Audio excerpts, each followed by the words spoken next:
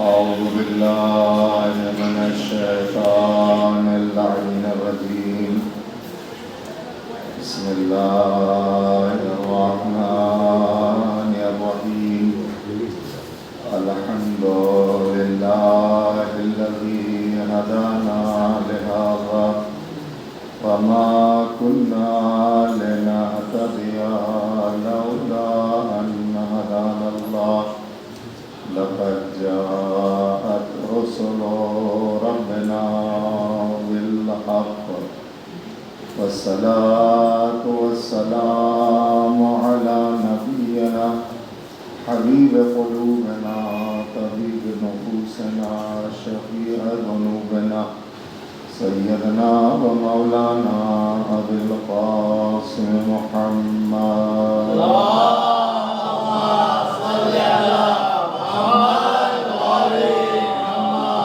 وعلى أهل بيته الطيبين الطاهرين المعصومين المظلومين ولعنة الله على أعدائهم أجمعين من يومنا هذا إلى قيام يوم الدين.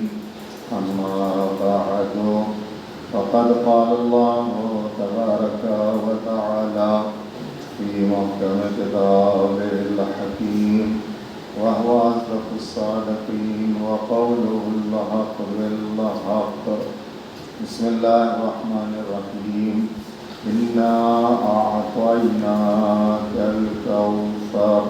صلوات الله. اللهم صل على محمد عزیزان محترم، مسلسل اسی آیہ کریمہ کے ذیل میں صرف یہ سمجھانے کی کوشش کہ اللہ نے جس کو کوثر کا مصداق بنایا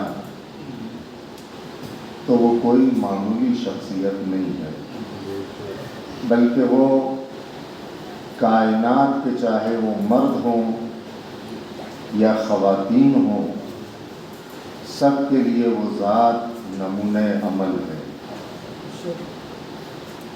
ایسا نہیں ہے کہ جناب زہرا صرف عورتوں کے لیے نمونۂ عمل ہیں، بلکہ جناب زہرا کی کائنات میں واحد وہ شخصیت ہے، وہ ذات ہے کہ جو عورتوں کے ساتھ ساتھ مردوں کے لیے بھی نمونۂ عمل ہے۔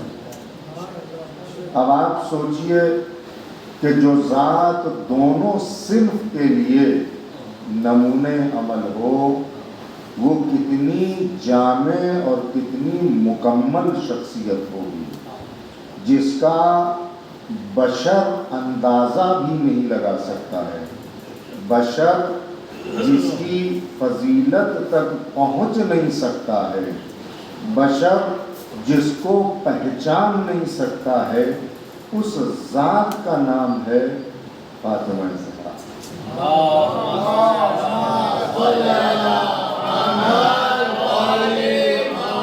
اور اسی لیے کہا اِنَّا أَنزَلْنَاهُ فِي لَيْلَةِ الْقَدْرِ وَمَا أَدْرَاكَ مَا لَيْلَةُ۔ تم کیا جانو؟ لہذا یہ قدرت ہے کہ جو جناب زہرا کی عظمت کو بیان کر رہی ہے۔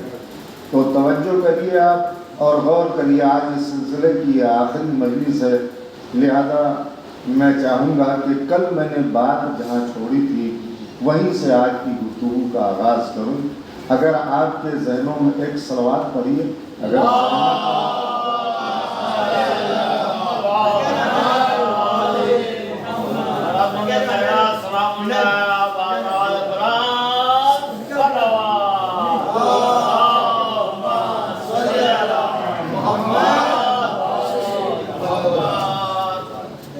توجہ کریے، آپ میری طرف متوجہ رہیے، بھلے آپ کا اگر سننے کا دل نہیں چاہ رہا ہے تو آپ سر جھکا کے بیٹھے رہیے، لیکن متوجہ رہیے میری طرف۔ ایک صلوات پڑھیے محمد۔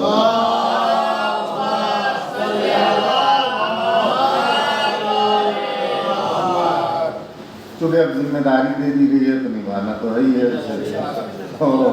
بہرحال کوشش ہے یہ کہ کچھ باتیں آپ کو سمجھا کر کے یہاں سے جاؤں، اور کافی حد تک میں نے باتوں کو سمجھانے کی کوشش کی ہے۔ اور کل میں نے آپ کے سامنے عرض کیا تھا کہ جناب فضا جب نئی اس گھر میں آئی ہے، تازہ وارد ہوئی اس گھر میں، یعنی جناب زہرا کے گھر میں، تو جب یہ گھر میں آئی تو انہوں نے کیا دیکھا؟ غربت دیکھی، افلاس دیکھا، تنگ دستی دیکھی۔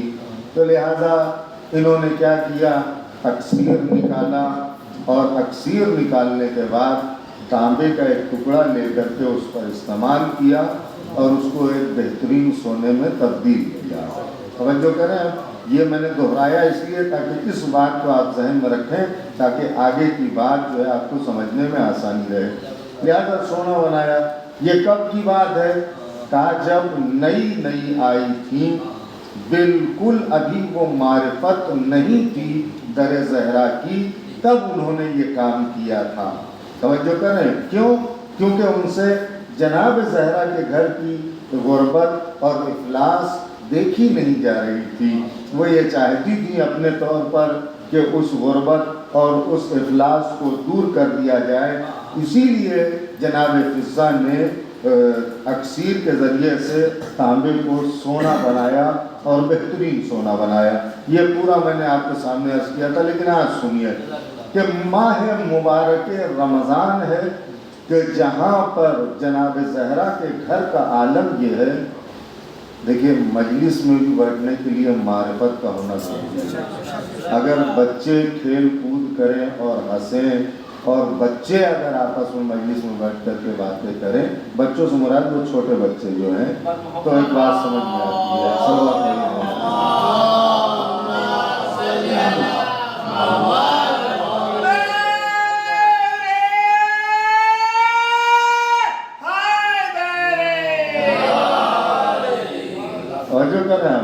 لہذا غور کریے اس بات کے اوپر کہ یہ ابھی وہ معرفت نہیں ہے، لہذا انہوں نے غربت اور افلاس کو دور کرنے کے لیے انہوں نے یہ کام کیا، یعنی ان کی نظر مادیات کی طرف گئی۔ توجہ کریں، مادیات کی طرف۔ لیکن اب آئیے پہچانیے جناب فضا کو، جو جناب زہرا کے در کی کنیز ہیں۔ اب کیا ہے؟ کہا ماہ مبارک رمضان ہے، اور اس ماہ مبارک رمضان میں گھر میں تنگ دستی کا عالم ہے، اور اس کے باوجود بھی گھر میں روزے پہ روزہ رکھا جا رہا ہے۔ توجہ کریں آپ، لہذا آپ اس سے محسوس کریے کہ جب ماہ مبارک رمضان میں ہم روزہ رکھتے ہیں تو ہمیں روزے سے زیادہ کس چیز کی فکر ہوتی ہے؟ افطاری اور سحری، یہی ہے نا۔ ہر گھر میں یہی حال ہوتا ہے کہ آج افطاری کیا کریں گے، آج سحری میں کیا کھائیں گے، ہے یا نہیں ہے؟ یہ پلاننگ نہیں ہوتی ہے کہ ہم روزہ کس طریقے سے رکھیں گے۔ اس کا مطلب یہ ہے کہ ہم روزے کو اپنے کیسے بچائیں گے، کیسے حرام کاموں سے بچائیں گے، کیسے گناہوں سے بچائیں گے۔ اس لیے کہ صرف بھوک اور پیاس کا نام روزہ نہیں ہے، بلکہ روزے کی حالت میں اپنے آپ کو حرام سے بچانا، اس کا نام روزہ ہے۔ توجہ کریں، لہذا یہ ہمارے یہاں کوئی پلاننگ نہیں ہوتی ہے۔ تو لہذا یہاں غربت اور تنگدستی ہونے کے باوجود روزے پہ روزے رکھے جا رہے ہیں، اور ماہ مبارک رمضان کا مہینہ ہے۔ لہذا ایسے عالم میں آپ بتائیے، آپ سے سوال ہے کہ کیا آپ کسی کو گھر پر افطار میں بلائیں گے؟ نہیں بلائیں گے۔ توجہ کریے آپ، ہم اور آپ اگر ہوں گے اور ہمارے گھر میں اگر یہ حال ہوگا تو ہم کسی کو اپنے گھر پر افطار کے لیے نہیں بلائیں گے۔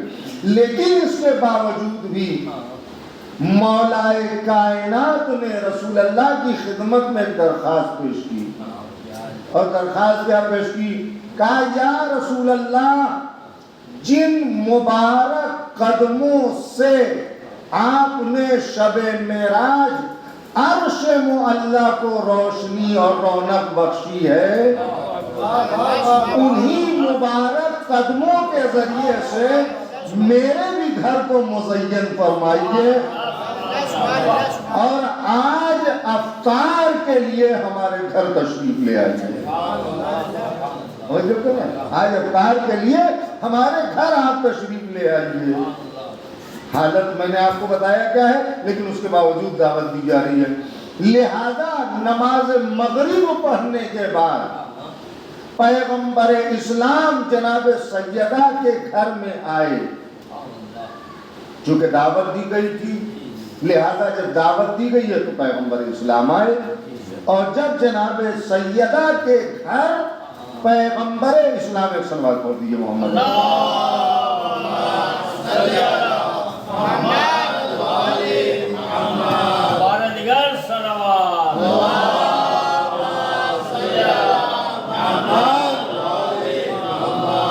سنیے عزیزو کہ جب پیغمبر مغرب کی نماز کے بعد جناب سیدہ کے گھر آئے تو چونکہ پیغمبر کی دعوت کا اہتمام کیا گیا تھا، لہذا اس لیے پیغمبر آئے، اور اس کے بعد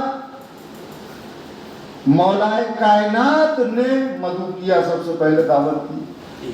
اب جناب زہرا کیسے پیچھے رہ جاتی؟ دوسرے دن کے لیے جناب زہرا نے جو ہے دعوت دی، تیسرے دن کے لیے امام حسن نے دعوت دی، چوتھے دن کے لیے امام حسین علیہ السلام نے دعوت دی۔ توجہ کر رہے ہیں آپ؟ یعنی تنگ دستی ہونے کے باوجود بھی رسول اسلام کو جتنے گھر کے افراد ہیں اتنی بار جو ہے دعوت دی جا رہی ہے کہ آپ ہمارے گھر افطار کریے گا، آپ ہمارے گھر افطار کریے گا۔ جب آخری دن پیغمبر اسلام افطار کی دعوت پر آئے تو جناب فضہ ہاتھ جوڑ کر کے کھڑی ہو گئی۔ دیکھیں آپ محسوس کریے، وہ جملہ آپ ذہنوں میں رکھیے تو انشاءاللہ یہ بات آپ تک پہنچے گی۔ کیا ہے کہ جب نئی گھر میں آئی تھی تو غربت اور تنگدستی کو دیکھ کر کے اکسیر کے ذریعے سے سونا بنایا تھا، ہے نا، سونا بنایا تھا۔ یہ جب نئی آئی تھی یہ تب کی بات ہے، لیکن جب گھر میں مستقل رہنے لگی تو اب دیکھیے مزاج کیسے بدل گیا جناب فضہ کا، اب طریقہ کیسے بدل گیا۔ ہاتھوں کو جوڑ کر کے پیغمبر اسلام کے سامنے کھڑی ہو گئی، کہا یا رسول اللہ مجھ کنیز کی بھی دعوت کو قبول فرمائیے۔ جناب فضہ کہتی ہے کہ میری بھی دعوت کو قبول فرمائیے۔ پیغمبر اسلام نے فضہ کی بھی دعوت کو قبول کر لیا۔ اب جناب فضہ نے دعوت دینے کے بعد کسی کو خبر نہیں کی گھر میں۔ جو کریں اگر گھر میں کسی کی دعوت ہو تو تقریباً گھر میں سب کو پتا ہوتا ہے۔ اگر ہم باہر کسی کو کہہ کر کے آئیں کہ آپ کی ہمارے گھر دعوت ہے تو گھر میں ہم آ کر کے بتائیں گے کہ ہم نے فلاں صاحب کی دعوت کی ہے، یا گھر میں کوئی آیا تھا ہم نے کہا کہ آپ کل ہمارے گھر آئیے گا، آپ کی دعوت ہے۔ توجہ کریں آپ، تو لہذا گھر میں تو بتایا جائے گا، لیکن فضہ نے کسی کو خبر نہیں تھی۔ جب اگلے روز پیغمبر نماز مغرب کے بعد جناب سیدہ کے گھر آئے تو اب رسول جب آئے گھر میں تو سب دیکھ کر کے تعجب کر رہے ہیں، جو کر رہے ہیں تعجب کر رہے ہیں۔ تعجب رسول اللہ کے آنے پر نہیں ہے، تعجب اس بات پر ہے کہ افطار کے لیے کچھ گھر میں موجود نہیں ہے۔ جو کہنا افطار کے لیے گھر پر کچھ موجود نہیں ہے، اس لیے تعجب ہو رہا ہے۔ لہذا جب یہ پتا چلا کہ فضہ نے پیغمبر اسلام کو دعوت دی ہے تو مولا علی نے فضہ کو بلایا۔ فضہ آئی، علی نے کہا کہ فضہ تم نے اگر دعوت کی تھی تو کوئی بات نہیں، لیکن کم سے کم بتا تو دیا ہوتا تو کوئی انتظام کیا جاتا۔ توجہ کریں آپ، دیکھیے یہ ہر گھر کا معمول ہے، اور یہ سماج میں جس سماج میں آپ زندگی گزارتے ہیں اس طرح کے واقعات پیش آتے رہتے ہیں، ہے نا۔ یہی کہا جاتا ہے اگر اچانک سے آ جائے کوئی تو پہلے بتا دیتے تو ہم کچھ انتظام کر لیتے. لہذا یہی بات مولا کائنات کر رہے کہ اگر پہلے سے بتایا ہوتا تو کچھ انتظام کر لیا جاتا. تو اب جناب فضہ کیا کہتی ہیں؟ توجہ کریے گا. جناب فضہ مولا علی سے جو کہتی ہیں وہ سنیے. کہا یا علی میں نے نہیں چاہا کہ میری وجہ سے آپ کو تکلیف ہو. یہ گھر کی کنیز ہے. دیکھیے اپنے مالک کا کتنا خیال ہے کہ دعوت رسول اسلام کو دی گئی ہے مگر خبر نہیں دی گئی گھر میں. کیوں؟ کہا فضہ یہ کہہ رہی ہے کہ یا علی میں نے یہ نہیں چاہا کہ میری وجہ سے آپ کو تکلیف ہو. اور اس کے بعد پھر فضہ کہتی ہیں یا علی تھوڑی دیر کے لیے صبر کیجئے میں ابھی انتظام کرتی ہوں. آپ محسوس کریے اس جملے کو. آپ گھر میں کچھ موجود نہیں ہے. جب علی کو معلوم ہے تو کیا فضہ کو معلوم نہیں ہوگا کہ گھر میں کچھ موجود نہیں ہے تو انتظام کہاں سے ہوگا؟ لیکن فضہ یہ کہہ رہی ہے یا علی آپ تھوڑی دیر صبر کریے میں ابھی انتظام کرتی ہوں. یہ کہہ کر کے فضہ اپنے حجرے میں آئی, مصلی بچھایا, مصلی بچھایا, مصلی بچھانے کے بعد نماز پڑھی. نماز پڑھنے کے بعد جناب فضہ رو کر کے دعا کر رہی ہیں. کیا دعا کر رہی ہیں؟ اے معبود میں تیرے رسول کی دختر یعنی بیٹی کی کنیز خاص فضہ ہوں, میری لاج رکھ لے. شہزادی کونین کے صدقے میں مجھے اپنے رسول کے سامنے شرمندہ نہ ہونے دینا. توجہ کر رہے ہیں. یہ جناب فضہ دعا کر رہی ہیں. تاریخ لکھتی ہے کہ ابھی دعا ختم نہیں ہوئی کہ پورے گھر میں لذیذ اور خوشبودار کھانے کی مہک اٹھی.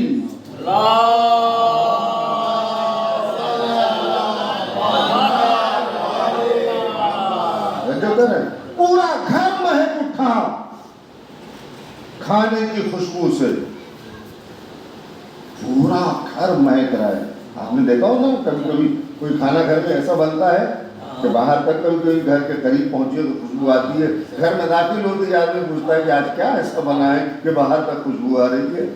اور جو کر رہے ہیں اب یہ تو ایسا ہے کہ ابھی فضہ کی دعا بھی ختم نہیں ہوئی مگر کھانے کی خوشبو سے پورا گھر مہک اٹھا.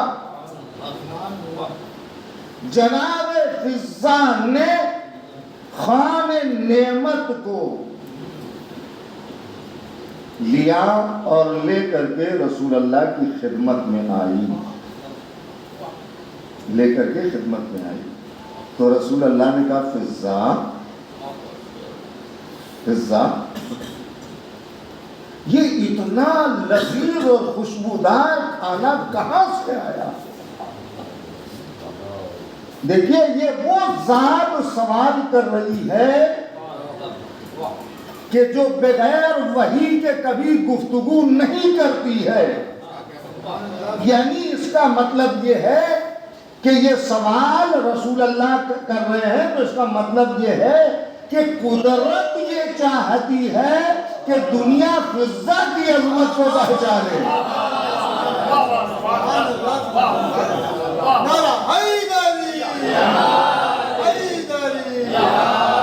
یہ قدرت چاہتی ہے.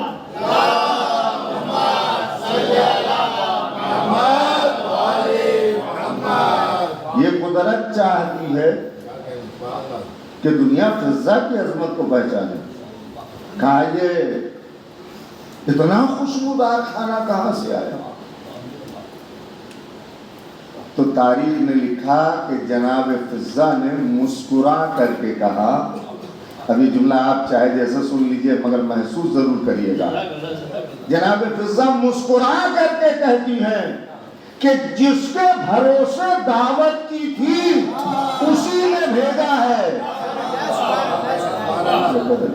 جس کے بھروسے دعوت کی تھی اسی نے بھیجا ہے، یعنی یہ کھانا جنت سے آیا ہے۔ توجہ کر رہے ہیں، دعوت فضہ نے کی ہے، انتظام خدا کر رہا ہے۔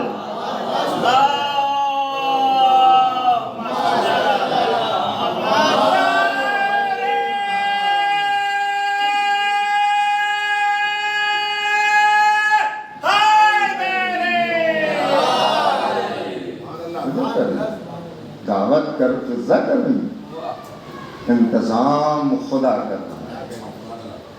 اور اس کے بعد پیغمبر اسلام کا جو جملہ ہے نا وہ سنیے، پیغمبر کہتے ہیں شکر ہے خدا کا کہ مریم بنت عمران کی طرح کنیز فاطمہ کو خوان نعمت منگانے کا شرف بخشا ہے۔ یعنی آپ سنیے، آپ محسوس کریے، یعنی اللہ نے جو شرف جناب مریم کو عطا کیا تھا وہ شرف اللہ نے فاطمہ کی کنیز کو عطا کیا۔ صلوات پڑھیے محمد۔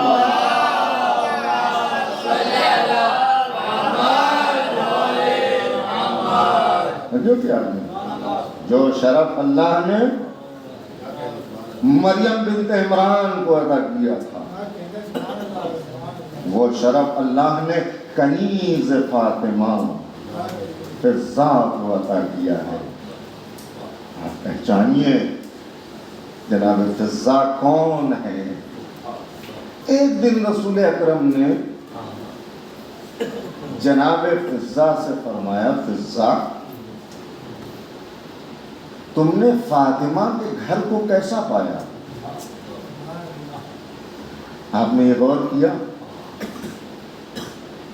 کہ جب ابتدا میں آئی تھی تنگ دستی دیکھ کر کے ان کا عمل کیا تھا، معرفت آنے کے بعد تنگ دستی دیکھنے کے بعد عمل بدل گیا۔ توجہ کر رہے ہیں، یعنی اب مادیت جو ہے وہ روحانیت میں تبدیل ہو گئی ہے۔ اب سونا بنانے کی کوشش نہیں کر رہی ہیں، اب مصلی بچھا کر کے دعا کر رہی ہیں۔ یہ دیکھا، یہ معرفت ہے، یہ معرفت ہے۔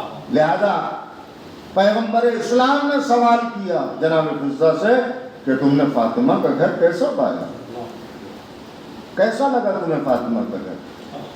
ہم اور آپ ہوتے تو کیا جواب دیتے؟ یا رسول اللہ فاطمہ کا گھر بہت اچھا ہے، 1 BHK کا ہے، 2 BHK کا ہے۔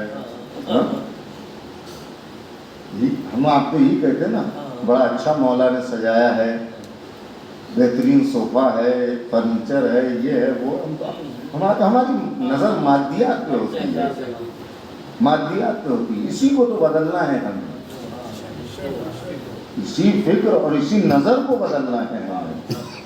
اب آپ سوچئے، ہم جس سوال کو نہیں سمجھ پا رہے اس سوال کو فضہ سمجھ رہی ہے۔ اگر پیغمبر اسلام یہ کہہ رہے ہیں کہ فضہ تم نے فاطمہ کے گھر کو کیسا پایا، کیسا فاطمہ کا گھر لگا تمہیں، تو فضہ کیا جواب دیتی معلوم ہے؟ پہلا جواب، یا رسول اللہ دنیا میں مجھ سے زیادہ خوش قسمت کون ہو سکتا ہے؟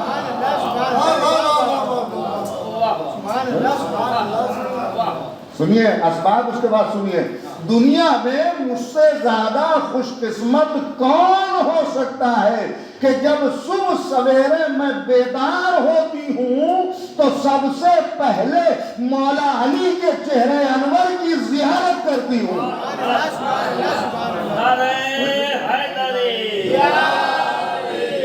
دیکھیے آپ، یہ ہے انسان کی خوش قسمتی، یہ ہے انسان کی خوش قسمتی کہ سب سے پہلے صبح سویرے اٹھ کر کے مولا علی کے چہرے انور کی زیارت کرتی ہوں. اس کے بعد کا قیامت کا جملہ ہے خدا کی قسم. آپ سنیے جو جناب فضہ نے کہا ہے.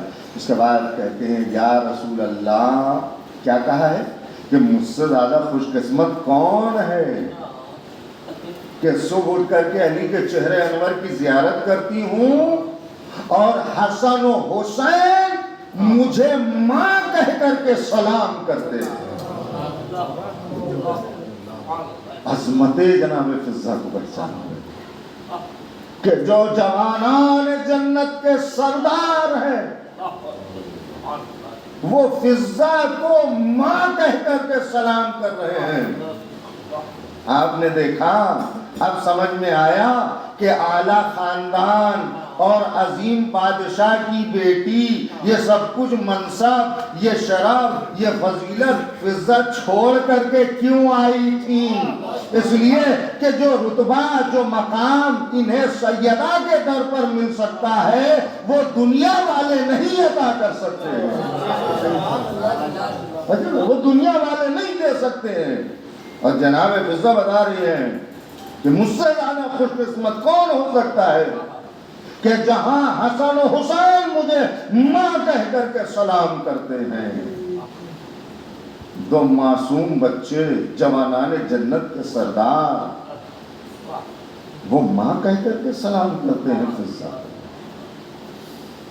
آپ سوچئے جناب زہرا کے بچے اگر فضہ کو ماں کہیں، معصوم بچے،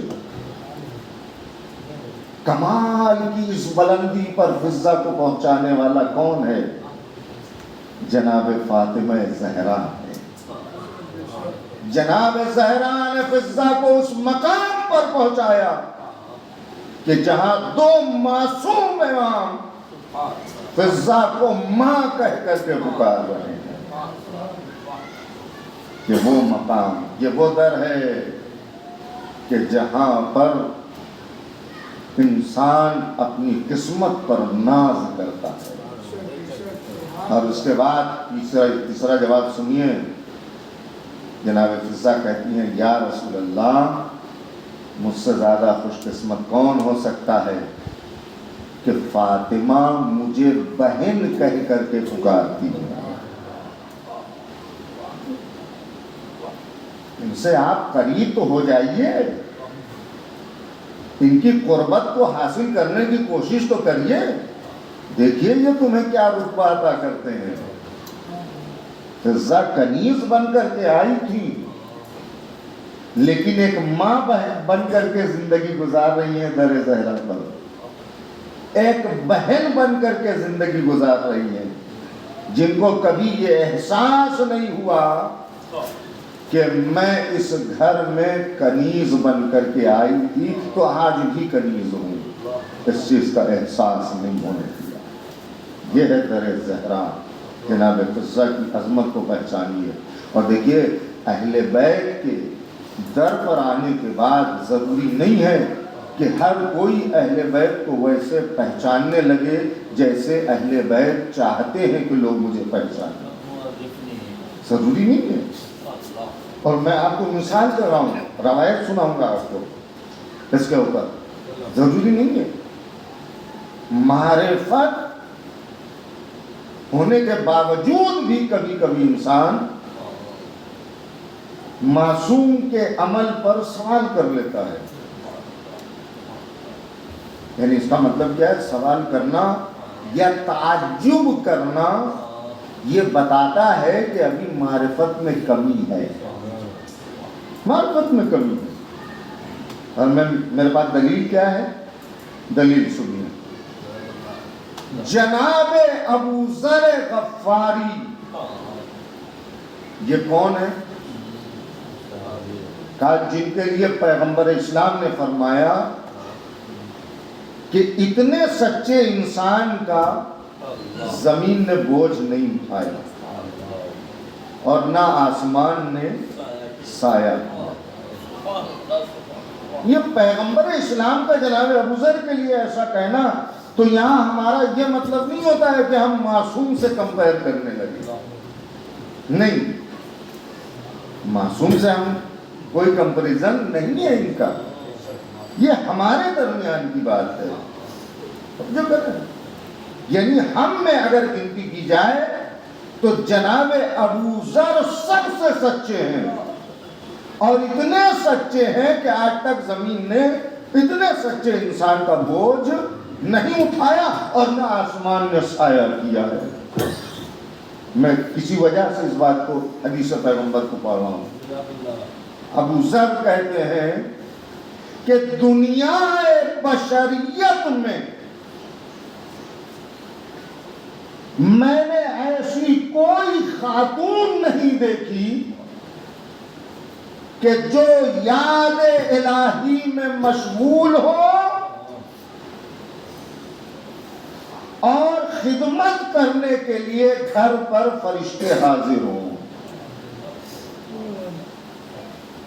ابھی واضح ہوگا آپ کے سامنے کہ جو خود یاد الہی میں مشغول ہے مگر گھر کا کام کرنے کے لیے ملائکہ اور فرشتے گھر میں حاضر ہیں۔ ابھی تو تعجب والی کوئی بات نہیں ہے، لیکن یہ ابو ذر غفاری کہہ رہے ہیں دنیا بشریت میں، یعنی آج تک ایسی کوئی خاتون، جملہ عرض کروں آپ کے سامنے اگر آپ بیدار ہیں تو، مریم محراب میں رہ کر کے بھی یاد علی، یاد الہی میں اتنی مشغول نہ ہو سکی کہ جتنی زہرا گھر میں رہ کر کے یاد الہی میں۔ اس لیے تو ابو ذر غفاری کہہ رہے ہیں کہ دنیا بشریت میں دیکھ لیجئے، تاریخ اٹھا کر کے جناب آدم تک چلے جائیے اور پھر قیامت تک دیکھ لیجئے آپ، دنیا بشریت میں کوئی ایسی خاتون نہیں ہے۔ اب اس کے بعد اب یہ روایت سنیے، ایک دن پیغمبر اسلام نے جناب ابو ذر غفاری کو علی کے گھر بھیجا، کہا جاؤ علی کو بلا کر کے لے آؤ۔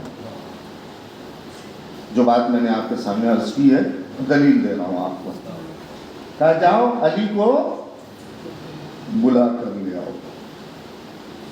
اب جناب ابو ذر غفاری جن کے بارے میں پیغمبر کی حدیث سنائی، اور یہ ایمان کے غالباً 8ویں یا 9ویں درجے پر ہیں، ٹھیک، ایمان کے 8ویں یا 9ویں درجے پر ہیں، 10ویں پر تو جناب سلمان فارسی ہیں۔ اب وہ انسان جا رہا ہے کس کو بلانے کے لیے؟ علی کو بلانے کے لیے۔ جب علی کو بلانے کے لیے در فاطمہ پر آئے تو کیا دیکھا کہ چکی خود بخود چل رہی ہے، کوئی چکی کو چلانے والا نہیں ہے، خود بخود چکی چل رہی ہے۔ اب میں اس منزل پر آپ کو لے آ رہا ہوں جس کے لیے میں نے آپ کو زحمت، چکی خود بخود چل رہی، کوئی چلانے والا نہیں ہے۔ یہ واپس آئے اور آنے کے بعد کہتے ہیں یا رسول اللہ، یا رسول اللہ، میں نے دیکھا کہ فاطمہ، مجھے تعجب ہوا کہ فاطمہ کے گھر میں چکی خود بخود چل رہی ہے۔ محسوس کیا آپ نے؟ ہاں؟ آپ محسوس کریے یہاں سے کہ مجھے تعجب ہوا کہ فاطمہ کے گھر میں چکی سیدہ کے گھر میں خود بخود چل رہی ہے، ایمان کے 8ویں یا 9ویں درجے پر ہیں۔ یہ تعجب بتا رہا ہے کہ ابھی ان کو وہ معرفت نہیں ہوئی ہے جو فضہ کو فاطمہ کے گھر میں رہ کر کے عطا ہو گئی۔ محمد وآل محمد صلوات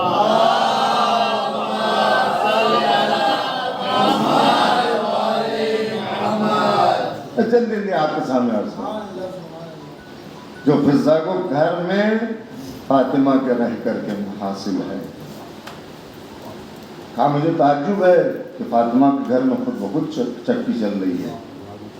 تو پیغمبر اسلام نے جواب دیا کہ جب میری بیٹی فاطمہ یاد الہی میں مشغول ہوتی ہے تو اللہ نے کچھ فرشتے معمور کیے ہیں جو آل محمد کے گھر کی خدمت کرتے ہیں۔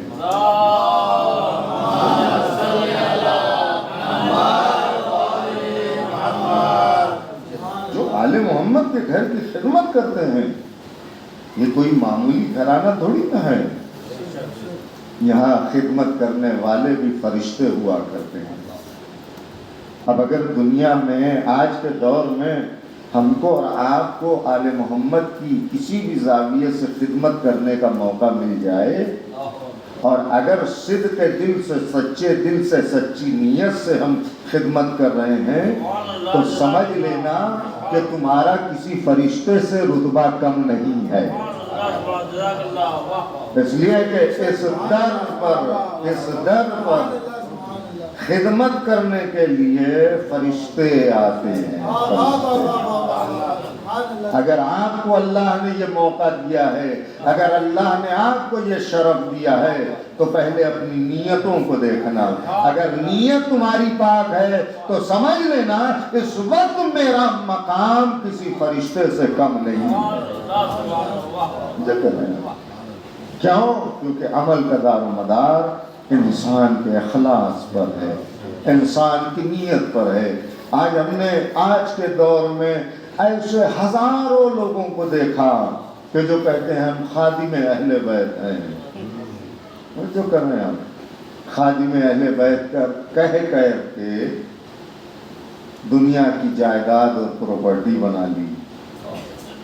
خادم اہل بیت ہیں، خادم اہل بیت کہہ کر کے اہل بیت کے نام پر نہ جانے کتنا مال لوٹ لیا۔ میں برملا کہہ رہا ہوں آپ کے سامنے، جو کہہ رہے ہیں صرف کہنے سے کوئی خادم اہل بیت نہیں ہوتا ہے، صرف نام رکھ لینے سے کوئی غلام اہل بیت نہیں ہوتا ہے۔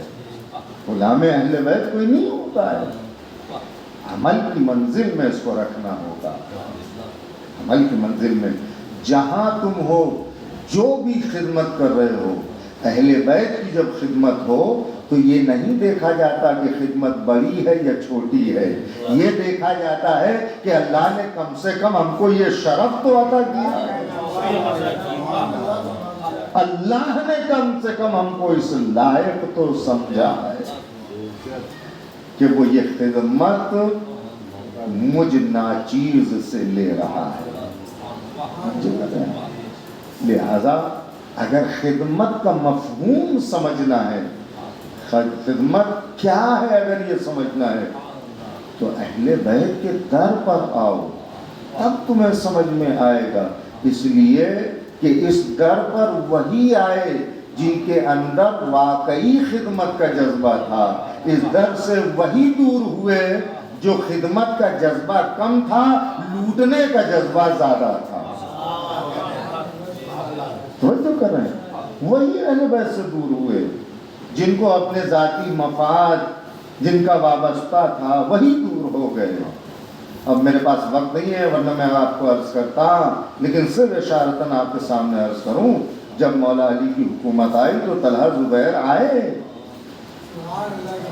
ساتھ دیا تھا مولا، ہم نے آپ کو ساتھ دیا ہے، اب حکومت ہو گئی، اب تو کچھ توجہ کر رہے ہیں ہے یا نہیں؟ یہ تاریخ کہہ رہی ہے۔ اس کا مطلب یہ ہے کہ جب لٹیرے کھل کر کے سامنے آئے اور جب مولا علی کا تلخ جواب ملا تو وہ خود بخود دور ہو گئے۔ اور علی کی مخالفت کرنا شروع کر دی۔ بھائی مخالفت جب ہی ہوتی ہے نا جب ہمارا ذاتی مفاد پورا نہ ہو، ذاتی مفاد پورا نہ ہو، تبھی علی کی مخالفت شروع ہوئی۔ کیوں؟ کیونکہ علی کو یہ گوارا ہی نہیں تھا، گوارا ہی نہیں تھا کہ ایک چونٹی کے منہ سے اس کا دانہ چھین لیں، اس کے منہ میں اس کتنا بڑا دانہ ہوگا، لیکن علی کو یہ گوارا نہیں تھا۔ اس کے لیے علی کہتے ہیں اگر مجھے 7 اقلیم 7 جہانوں کی حکومت عطا کر دی جائے اور یہ کہا جائے کہ اس چونٹی کے منہ سے آپ دانہ نکال لیجئے تو میں حکومتوں کو ٹھکرا دوں گا۔ مولا علی حکومتوں کو ٹھکرا دیں گے، لیکن کسی کا حق علی چھینیں گے نہیں۔ یہ ہیں اہل بیت، انہیں پہچانیے، ان کے در پر وہی ٹکا رہا، آئے گئے بہت سارے لوگ، لیکن ان کے در پر وہی ٹکا رہا جو ان کی خدمت کے لیے آیا تھا، اور آخر عمر تک ان کے در سے وابستہ رہا۔ جناب فضہ جب تک زندہ رہی تب تک اہل بیت کے در سے وابستہ رہی۔ جناب سیدہ کے جانے کے بعد بھی جناب فضہ حسن و حسین کے ساتھ رہی، زینب و ام کلثوم کے ساتھ رہی، اور یہاں تک کہ واقع کربلا میں بھی آپ ساتھ ساتھ رہے، واقع کربلا میں بھی۔ اور آپ کو یاد ہے کہ جب حسین سلام آخر کے لیے آئے تھے تو جہاں سب کو سلام کیا تھا وہاں پر حسین نے یہ بھی کہا تھا اما فضہ آپ پر میرا آخری سلام ہو۔ دیکھ رہے ہیں آپ حسین کو فضہ سے کتنا لگاؤ ہے، کتنی وابستگی ہے کہ جاتے جاتے بھی ماں کہہ کر کے سلام کر رہے ہیں۔ ہزاروں جناب زہرا پر اتنی مصیبتیں آئیں کہ مصیبتوں کا پہاڑ توڑ دیا گیا، لیکن ایک فضہ ہی تو تھی جو زہرا کے ساتھ ساتھ چلتی رہی، جو زہرا کی ہر مصیبت میں زہرا کے ساتھ کھڑی رہی۔ ہاں عزادارو، زہرا کی مصیبت کوئی معمولی مصیبت نہیں ہے۔ آپ کے سامنے عرض کروں میں بس 2 باتیں عرض کروں گا، اگر آپ محسوس کر لیں گے تو انشاءاللہ آپ روتے رہیں گے، روتے رہیں گے، آپ اپنے گریے کو روک نہ سکیں گے۔ آج تک اتنے لوگ دنیا سے چلے گئے، آدم سے لے کر کے آج تک، مگر کہیں بھی کسی بھی غسل خانے سے چیخ مار کر رونے کی آواز بلند نہیں ہوئی۔ تاریخ نے لکھا کہ صرف 3 ہی غسل خانے ایسے تھے کہ جہاں غسل دینے والا چیخ مار کر کے رو رہا تھا۔ ابھی جو سلام پڑھا گیا نا بس میں اسی کو مسائل کی شکل میں پڑھ رہا ہوں۔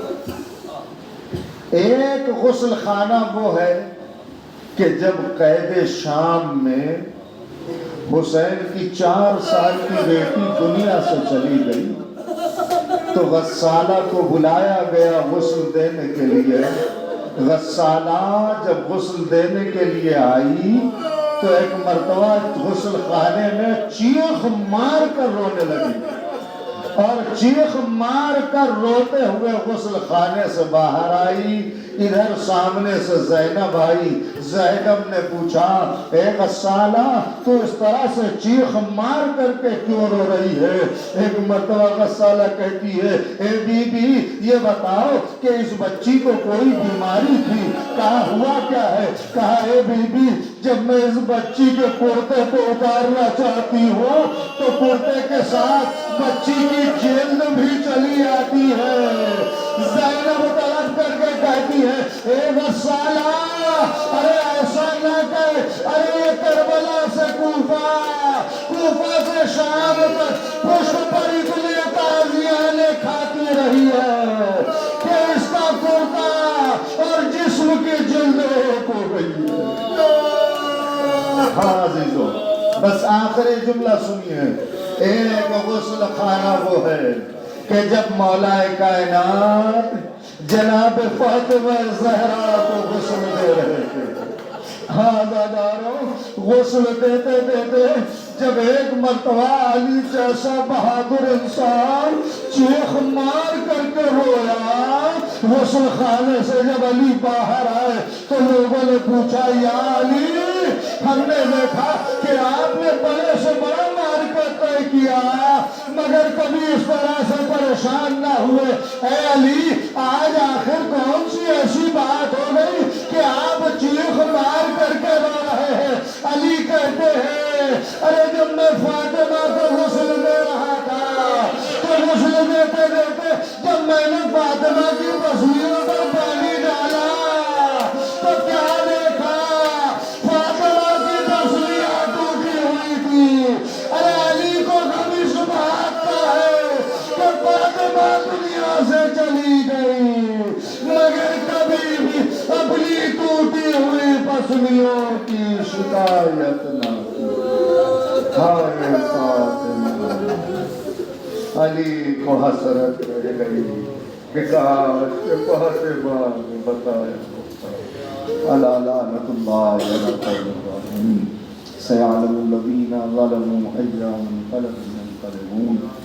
بار الہ تجھے محمد وآل محمد کا واسطہ ہمارے اس مختصر سے عمل کو قبول فرما، ہماری ناسوؤں کو رومال سیدہ میں جگہ عنایت فرما، جو مومنین مومنات دنیا سے رخصت ہو گئے ان کی مغفرت فرما، جہاں جہاں بھی مولا کے چاہنے والے ہیں ان کی جان مال عزت آبرو ایمان کی حفاظت فرما، تمام مومنین مومنات کو وبائی امراض اور حادثات سے محفوظ فرما، تمام مومنین مومنات کو صحت و سلامتی طول عمر عنایت فرما، پروردگار جو مومنین مومنات پریشان حال ہیں ان کی پریشانیوں کو دور فرما، جو مومنین مومنات اور بچے اس وقت مریض ہیں بیمار ہیں انہیں شفا کاملہ عنایت فرما۔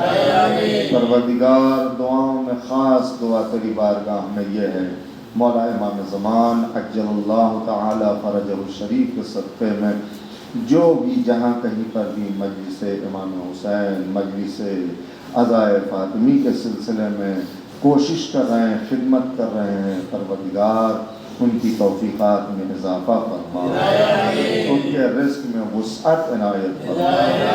پروردگار کہ محمد وآل محمد کا واسطہ جہاں جہاں بھی عزاداری ہو رہی ہے اس جگہ کو قیامت تک کے لیے آباد فرما، جو لوگ عزاداری کر رہے ہیں انہیں عزاداری کے دشمنوں کے شر سے محفوظ فرما۔ پروردگار ہمارے والی وارث ہمارے امام وقت کو ہم سب سے راضی و خوشنود فرما، ان کے ظہور میں تعجیل فرما اور ان کے خادم و انصار میں ہم سب کا شمار فرما۔ ربنا تقبل منا انک انت السمیع العلیم۔